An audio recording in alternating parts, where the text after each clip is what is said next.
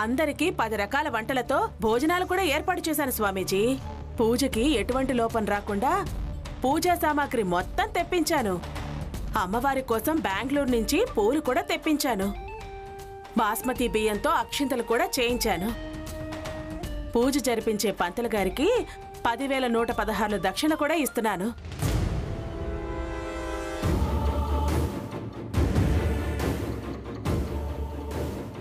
అమ్మవారికి అలంకరణ చేసిన పట్టుచీర కూడా స్పెషల్గా నేయించాను. ఆ చెరుకుంది చూడండి, తణుకు నుంచి తెప్పించాను. గొప్పగా చేస్తున్నారమ్మా పూజ.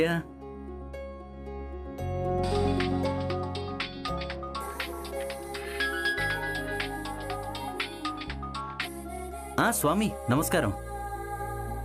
అవును స్వామి, ఇప్పుడే తులసి వాళ్ళింటికి వెళ్ళి దుర్గమ్మ గారింటికి వచ్చాను. అక్కడ ఇక్కడ 2 చోట్ల లలితా పారాయణం చక్కగా జరుగుతోంది. కానీ అక్కడ పారాయణం చేయటానికి తులసి ప్రియ మాత్రమే ఉన్నారు. ఇక్కడ అష్టావధానం శతావధానం లాగా చాలా మంది ముత్తైదువులు పారాయణం చేస్తున్నారు. దుర్గమ్మ గారు చాలా గొప్పగా పూజ చేయిస్తున్నారు.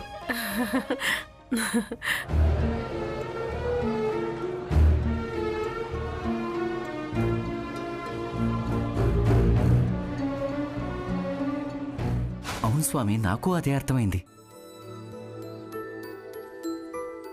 ఏం స్వామీజీ, అక్కడికి కూడా వెళ్ళారా? వాళ్ళు పిలిచారమ్మా, చూసొచ్చాను. ఎలా ఉంది స్వామీజీ అక్కడ పూజ?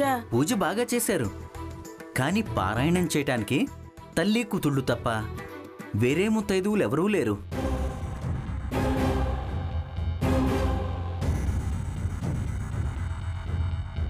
చిన్నగా సౌమ్యంగా వినిపిస్తుంది పారాయణం. అంతా మా వెంకటలక్ష్మి అదృష్టం.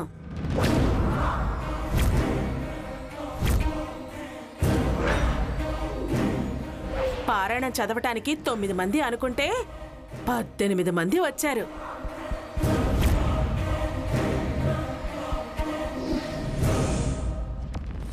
పది మంది వరకు పేరెంటాళ్ళని పిలిస్తే ఇదిగో 50 మంది వరకు వచ్చారు.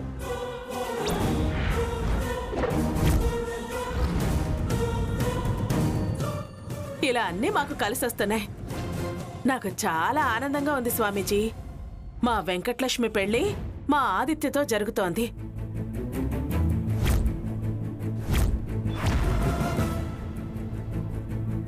ఈ నవరాత్రుల్లో లలిత అమ్మవారి పూజ చేసేదే అందుకోసం.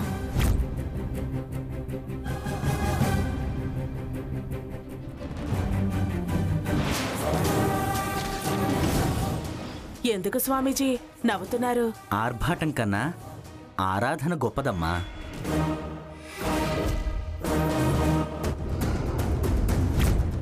ఖర్చు కన్నా కరమోచిన హస్తాలు గొప్పవి. ఎంత పెద్ద విగ్రహం ప్రతిష్ఠించామన్నది కాదు, ఎక్కడ ప్రతిష్ఠించామన్నది ముఖ్యం. మీరు పీఠం మీద కూర్చోబెట్టారు, కానీ వాళ్ళు వాళ్ళ గుండెల్లో ప్రతిష్ఠించుకున్నారమ్మా అమ్మవారిని.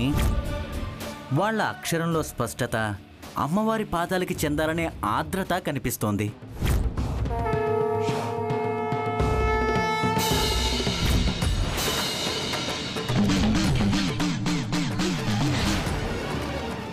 కానీ ఇక్కడ మీ మాటలు మైకులో వినపడాలని, మన గురించి జనం చెప్పుకోవాలనే రీతిలో చదువుతున్నారు.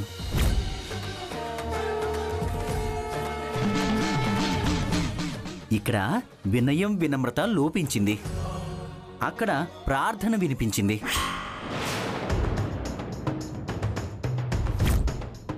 నువ్విప్పుడే చెప్పావు కదమ్మా, దీనికి ఇన్ని లక్షలు, దానికి అన్ని లక్షలు ఖర్చయింది అని. అమ్మవారి శక్తిని లక్షలతో కొనాలని చూస్తున్నారు దుర్గమ్మ గారు.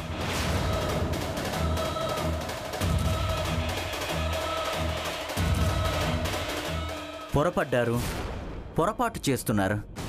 నాకెందుకో అమ్మవారి కరుణ కటాక్ష వీక్షణలు తులసి మీద పడతాయి అనిపిస్తోంది.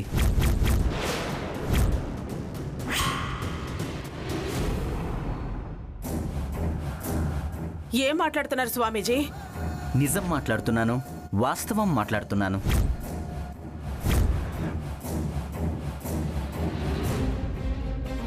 నన్ను బెదిరించి మాట మార్చాలనుకున్నా, అమ్మవారికి డబ్బులు చూపించి దీవెనలు పొందాలనుకున్నా అది సాధ్యమయ్యే పని కాదు.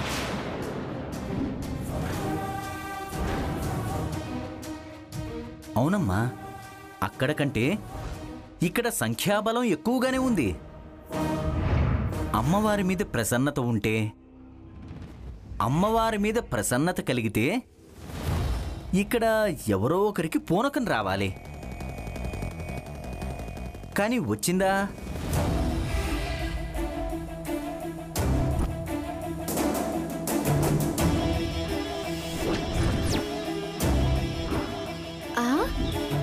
పానకం ఇప్పుడెందుకు స్వామి? శ్రీరామనవమి కదా. నువ్వుండవే.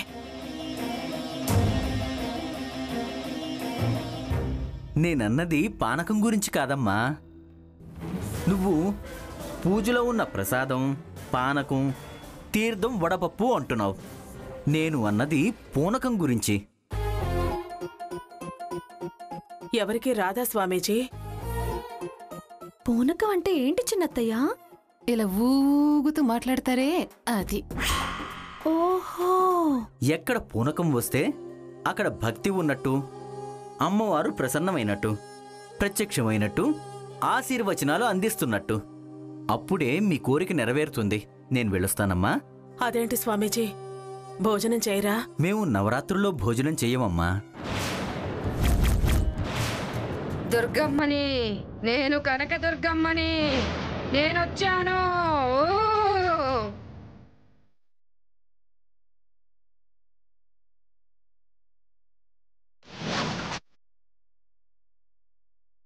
అమ్మా, అక్కడ తల్లి ప్రసన్నమైనట్టుంది. అమ్మవారి వాక్కు వినిపిస్తోంది.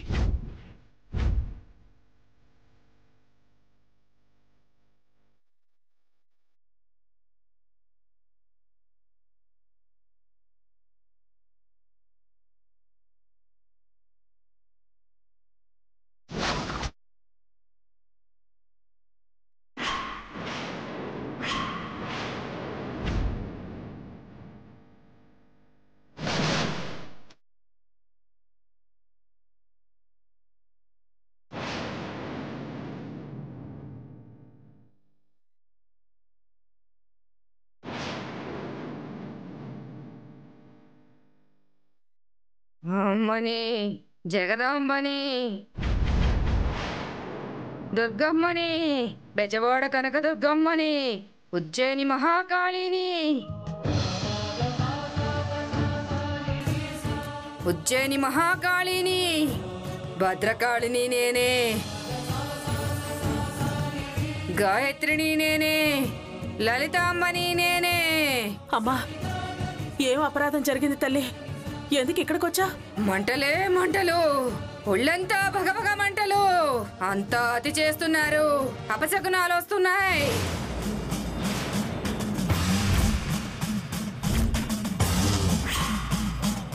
ధూపం ఎక్కువే, హారతి ఎక్కువే, అంతా ఎక్కువే. అపశకునాలు, అపార్థాలు.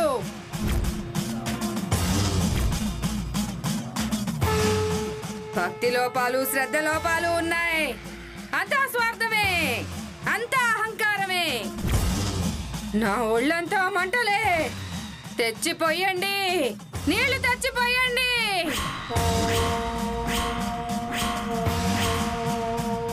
నాకు ఈ పక్క బాగుంది, నా మనసుకు నచ్చింది, ప్రశాంతంగా ఉంది.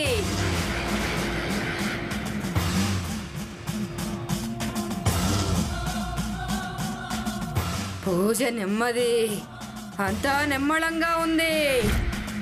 భక్తిలోనూ ఆర్భాటం లేదు, శ్రద్ధే కానీ స్వార్థం లేదు.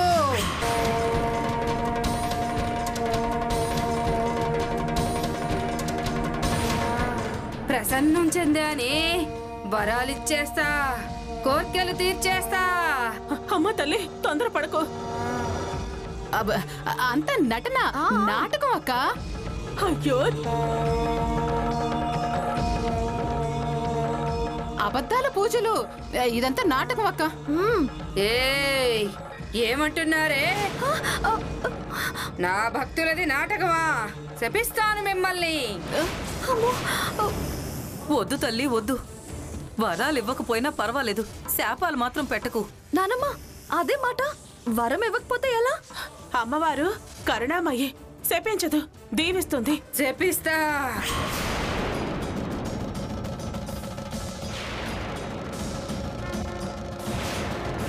అయ్యో వద్దు తల్లి, చెప్పిస్తా. వద్దమ్మా, వద్దు తల్లి వద్దు. చెప్పిస్తానే. వద్దమ్మా వద్దు. నీకు 100 కొబ్బరికాయలు కొడతాను. వద్దే, నాకు చెప్పొద్దు, తలనొప్పి వస్తుంది. తల్లి కోడిని కోస్తాం. అవును తల్లి. తల్లి నీకు వేటని కోస్తా. ఏంటే మూగజీవుల ప్రాణాలు తీస్తావా? లోకానికే తల్లిని నేను, నా బిడ్డల ప్రాణం తీస్తారా?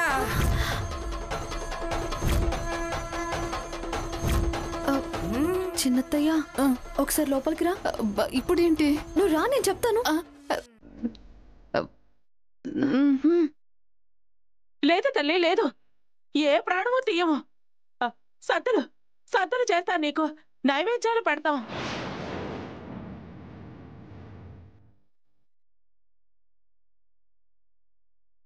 నీకు పల్లకి కట్టి ఊరేగిస్తాము, ఊరంతా అన్నదానం చేయిస్తాము. నీకు నీకు ముక్కు పుల్ల, ఖడ్గము, శూలము, కిరీటము చేపిస్తాను. మా కోరిక తీర్చు తల్లి. ముందు మొక్కులు చెల్లించు, అప్పుడు ఆలకిస్తా నీ మాట.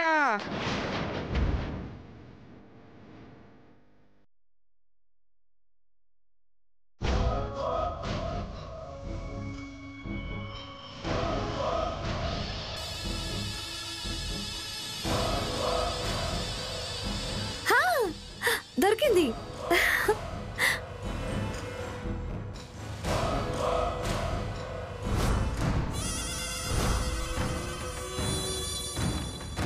తాగినా వాసన రాదు, పెద్దోళ్ళకి అనుమానం రాదు.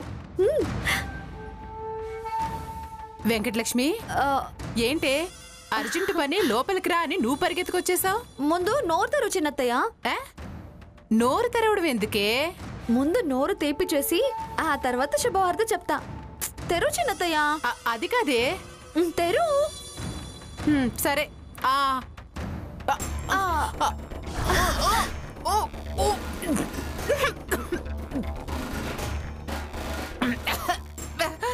ఏంటి ఇది దగ్గుమందులా ఉంది? లా ఏంటి, ఇది దగ్గుమందే. ఇదే నోరు తీపి చేయడమే. సరే, ఇంతకి శుభవార్త ఏంటి? ఇప్పుడు నీకు కైపెక్కుతుంది. వెళ్ళి అమ్మోరులా పోనుకు వచ్చిన టోగుతారే, ఆవిడలా జుట్టు విరిబోసుకుని ఊగిపోతూ ఉండు. నాకు బావకి పెళ్ళవుతుందని కనక దుర్గలా చెప్పి అందర్నీ నమ్మించు. ఏంటి ఏం మాట్లాడుతున్నావే నువ్వు? నాకు బావకి పెళ్లి జరుగుతుందని చెప్పు చిన్నత్తయ్య. ఏంటి ఇలాంటి మందు తాగి చెప్పాలా? కాదు, ఇలా చెప్పు అంటున్నాను. ఇలా చెప్పాననుకో చెంప చెళ్ళు అనిపిస్తారు. దాన్ని పోనక వన్రే, మత్తు తలకెక్కడం అంటారు. నువ్వు పోనక మాదిరి చెప్పు. వెళ్ళు వెళ్ళు. అది కాదే. వెళ్ళు చిన్నత్తయ్య, వెళ్ళు. అయ్యో. ఇప్పుడు నీకు కైపెక్కుతుంది. వెళ్ళి నాకు బావకి పెళ్ళవుతుందని కనక దుర్గలా చెప్పి అందర్నీ నమ్మించు.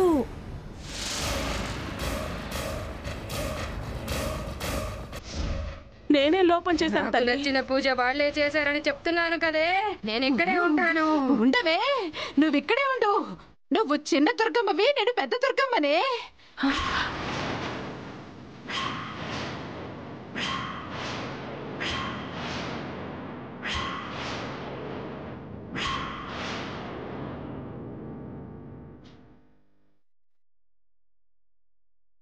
నేను ఆదిపరాశక్తిని, కాళికమ్మవారిని. నువ్వేమో పోలేరమ్మవి, పోచమ్మవి.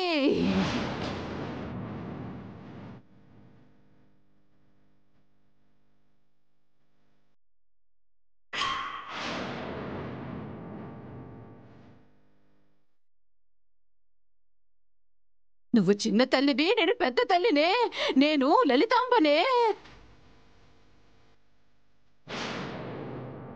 నువ్వు కనకదుర్గవి, నేను పార్వతిని. నువ్వు గ్రామ దేవతవి. అమ్మా అమ్మా అమ్మా, నన్ను అమ్మవారు కరుణించిందా? ఈ అమ్మవారిని ఇక్కడే ఉండమని, నా ఇంట్లోనే ఉండమని చెప్పిందా? పోయండి, అమ్మవారికి ఆగ్రహం చల్లారేంత వరకు నీళ్లు పోయండి. బిందెలతో నీళ్లు తీసుకురండి. తెండే పిన్ని, వెంకటలక్ష్మి నీళ్లు తెండి. అమ్మవారు వచ్చినప్పుడు నీళ్లు పొయ్యాలి. నీళ్లు పొయ్యకపోతే ఉగ్రరూపం దాలుస్తారు, భగభగ మండిపోతుంటారు. ఇప్పుడు అమ్మవారికి నీళ్లు పొయ్యాలి, త్వరగా తీసుకురండి. ఆవిడ చిన్న దేవత.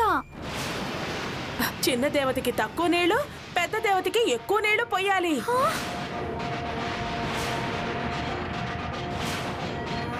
ఆవిడికి బిందెలతో పోస్తే ఈవిడికి గంగాళంతో పొయ్యాలి. తెండే తెండి. గంగాళంతో నీళ్లు నెత్తిన పోస్తే చిన్నత్తయ్యకెక్కిన మత్తు దిగిపోతుంది కదా, ఇప్పుడెలా? తల్లి, నువ్వు ప్రసన్నం అయ్యావా? మీరెళ్ళి నీళ్ళు అందుకోండి. తెండి.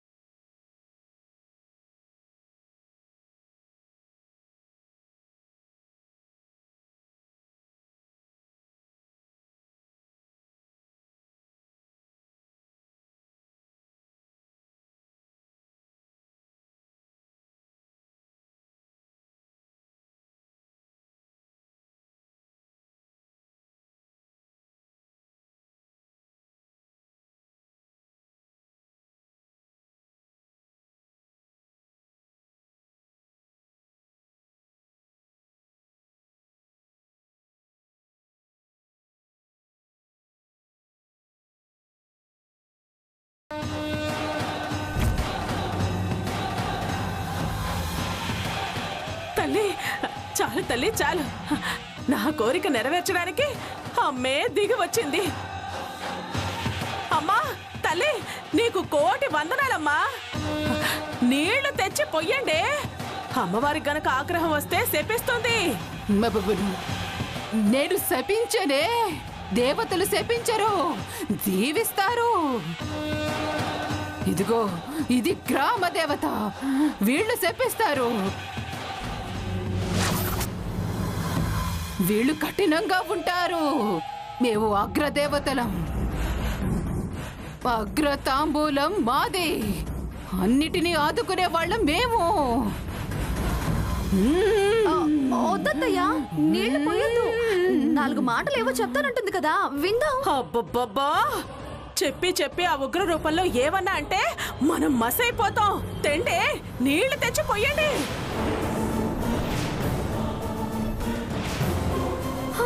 తెండి. మత్తు దిగిపోతే పోయడానికి దగ్గుమందు కూడా లేదు ఇంట్లో.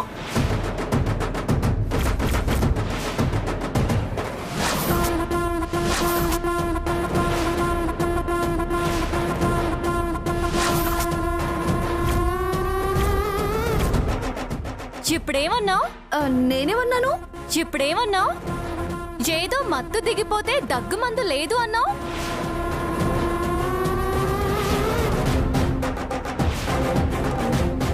మత్తు దిగిపోతే కాదు, అసలే చిన్నత్తయ్యకి దగ్గు, జలుబు.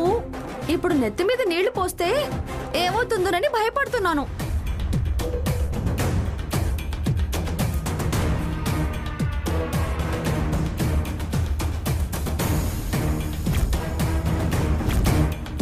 లేదు, నువ్వు ఇంట్లో దగ్గుమందు కూడా లేదు అనడం నేను విన్నాను. స్వామి, ఇది పూనకం కాదు. ఈవిడికి ఏదో దగ్గుమందు లాంటిది తాగించింది. అందుకే ఈ అసత్యవాణి ఇవన్నీ పలుకుతుంది.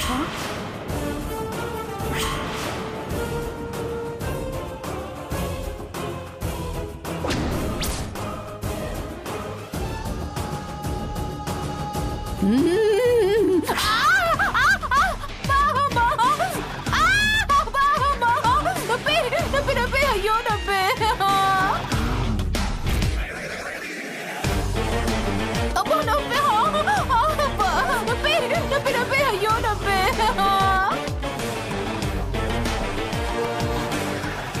అమ్మో నొప్పి. అబ్బా. చూసారా, అమ్మవారి పూనకం ఉంటే పిన్ను గుచ్చితే ఉలికి పడతారా? చిచి, ఇది మోసం స్వామి, పచ్చి మోసం. ఎవరి మోసం వాళ్లే అనుభవిస్తారమ్మా, వదిలేయండి. పాపం పరాకాష్ఠకి చేరింది కాబట్టే ఇలాంటి దుర్బుద్ధులు పుట్టే వీళ్ళకి. ఈ అబద్ధాల పూనకాలు, ఆశీర్వచనాలు నిజం కావమ్మా. ఈవిడ వాక్కు ఏదీ ఫలించదు. నువ్వన్నట్టుగా ఈవిడ అసత్యవాణి. అదుగో సత్యంగల దేవత ఆవిడ.